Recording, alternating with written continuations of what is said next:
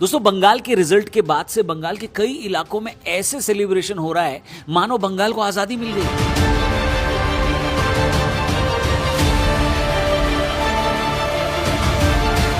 लड्डू और काजू कतली बांटी जा रही है। दोस्तों, साल 2019 का लोकसभा चुनाव था।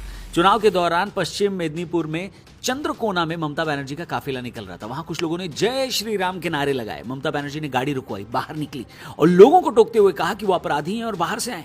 उस समय पुलिस ने कुछ लोगों को पूछताछ के लिए हिरासत में लिया था। हमने भी इस पर एक वीडियो बनाई थी।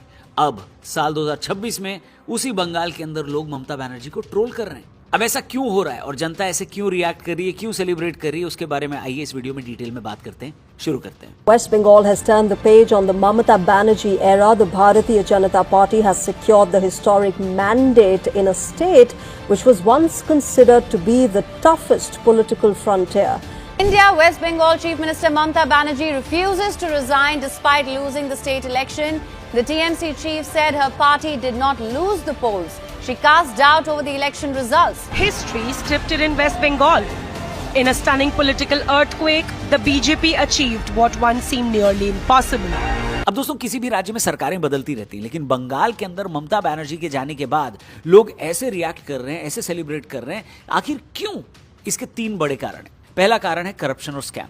अब हर गिरती हुई सरकार पर इस तरह के आरोप तो लगते ही हैं कि उसने भ्रष्टाचार किया और स्कैम कर डाले, लेकिन बंगाल के मामले में ये आंकड़े चौंकाने वाले हैं। 70 के दशक में भारत की जीडीपी में बंगाल का हिस्सा 10% था। वो 2023 में गिरकर आधा रह गया है। रेवेन्यू डेफिसिट यानी राज्य को होने वाले घाटे को देखें तो वहां भी बंगाल का बुरा हाल है। राज्य सरकार अपनी इनकम से ज्यादा खर्च कर रही है। नीति आयोग की रिपोर्ट की माने तो बंगाल का फिस्कल डेफिसिट यानी घाटा उसकी जीएसडीपी यानी टोटल कमाई का 4% है, जो कई मिडिल इनकम वाले राज्यों से ज्यादा है। सीधे शब्दों में बताऊं तो अगर बंगाल की टोटल इकोनॉमी 100 रुपए की है तो सरकार अपनी इनकम से 4 रुपए ज्यादा खर्च कर रही है, यानी सरकार को 4 रुपए उधार लेना पड़ रहा है। इसी ने सरकार को लगातार उधारी के दलदल में गिरा दिया है। सीएजी की रिपोर्ट 2022-23 के हिसाब से बंगाल का कुल कर्ज 7 लाख करोड़ रुपए के करीब पहुंच गया। 2011 में जब ममता बनर्जी सत्ता में आई तब यह करीब 2 लाख करोड़ का था। राज्य का डेट टू जीएसडीपी रेशियो 33% से ज्यादा है, जो एक हेल्दी इकोनॉमी के लिए बेहद टेंशन देने वाला है। इसका सीधा मतलब समझे तो अगर बंगाल की टोटल इनकम 100 रुपए है तो राज्य पर 33 रुपए 70 पैसे का कर्ज है। अब सवाल यह है कि बंगाल इस तरह के गड्ढे में गिरा कैसे?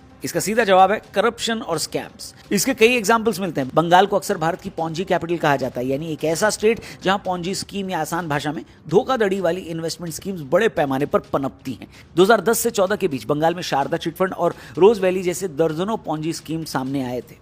एक अंदाजे के मुताबिक इन घोटालों में लगभग 4 से 6 बिलियन डॉलर यानी लगभग 33,000 से 50,000 करोड़ रुपए का हेरफेर हुआ, जिससे करीब 17 लाख इन्वेस्टर्स, जो ज्यादातर गरीब और मिडिल क्लास थे, उनकी गाड़ी